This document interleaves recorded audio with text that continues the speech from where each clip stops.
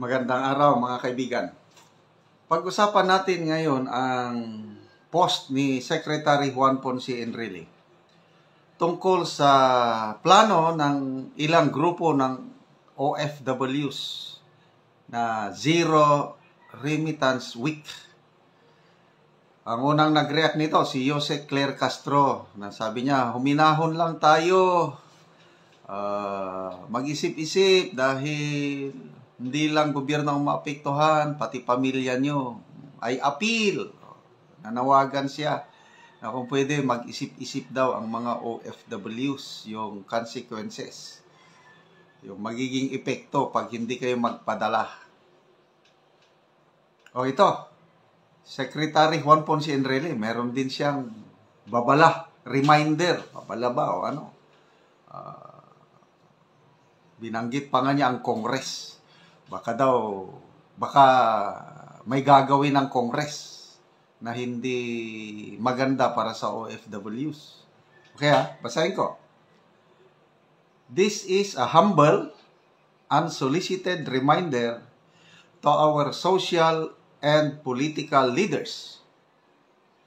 Whoever advised Filipino OFWs to suspend the remittance of their earnings abroad to the country should think many times about the adverse consequences of that advice to our OFWs. So take note, lahat sila maamin na may matinding epekto sa bansa pag tutuhanin ng mga OFWs natin na hindi sila magpapadala.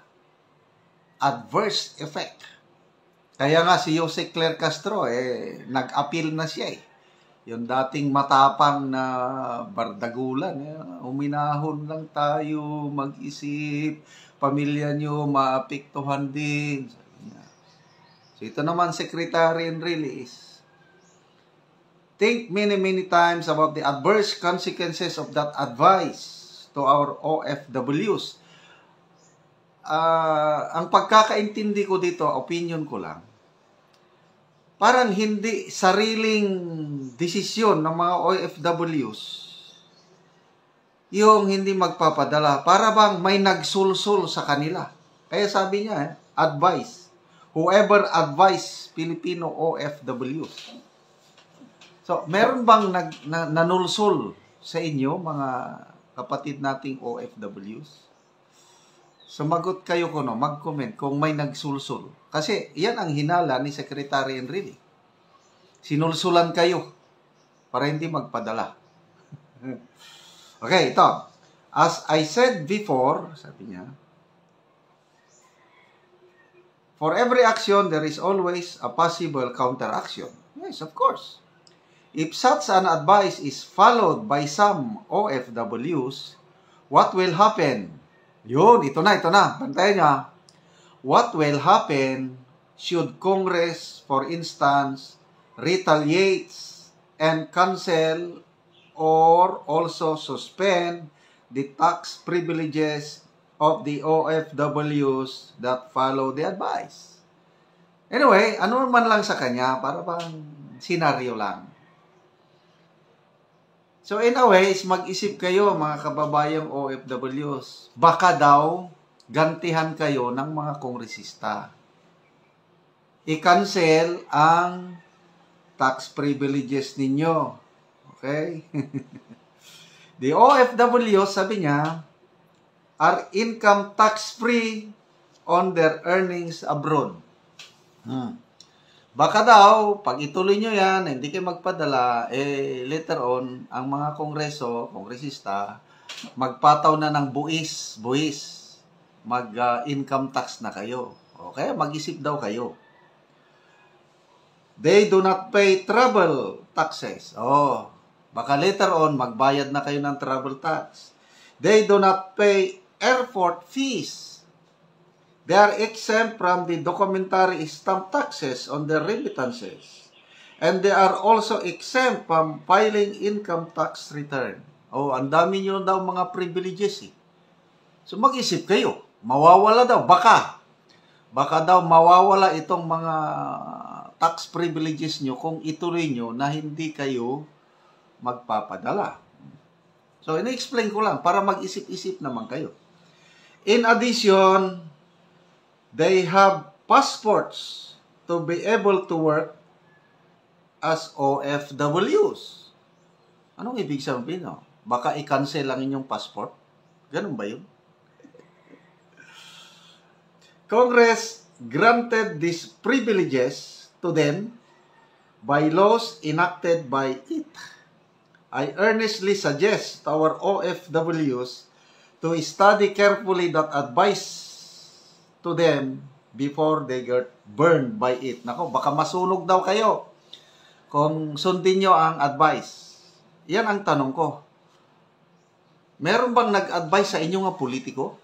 Well, example, BP Sara o si PRRD. Sino pa? Mga PDP.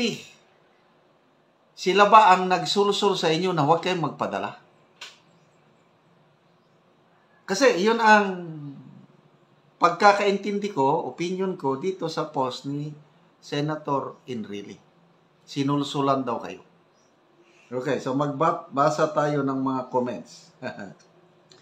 Teo Moreno, sabi niya, are you saying Congress will retaliate? Oh, yun din ang pagkakaintindi ko eh. Isn't the job of the Congress to protect the welfare of the OFWs? Tama. Na iba na pala, dapat pala re-resback ang Kongreso sa mga OFWs? Ay, nako. Nelson Jerez Kawili, wag nyo na siyang intindihin. Okay. Ango-ango na ni siya. Turog mo na lang at trip mo lakay. Matulog na lang daw. Okay.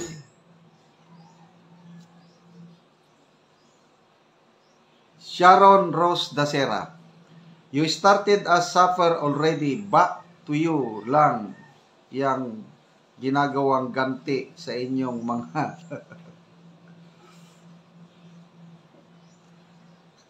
Ed Alonan, there will always be a counter action to that rubbish reaction. A civil war. Wag naman. Mahirap po ang civil war. Election lang. Doon lang tayo babawi sa election. Lau Ronaldo, a responsible and fair government should protect its citizens. If any congressman dares to retaliate against OFWs by canceling our tax privileges simply because we exercise our right to express concerns, rest assured, we will not forget. Ito, OFW pala ito. We OFWs have the power to vote. We will remember who stands with us and who works against us. Any politician who threatens our rights and our benefits will not receive our support in future election. Colis Jaisel, it's all right, Manong GP. Let's see how long the Philippine economy remains stable without us, the OFWs. So ito na, OFW power at work. So, I don't know kung matutuloy ba ito o hindi, but naiintindihan ko ang mga sentiments ng ating OFWs. Sa tingin ko, karapatan nila yan kasi pera nila yan eh. Di ba, pera nyo yan? So, kung ayaw nyo munang magpadala ng 1 week, kasi 1 week man lang. So, salute! Mga modern day heroes, mga OFWs.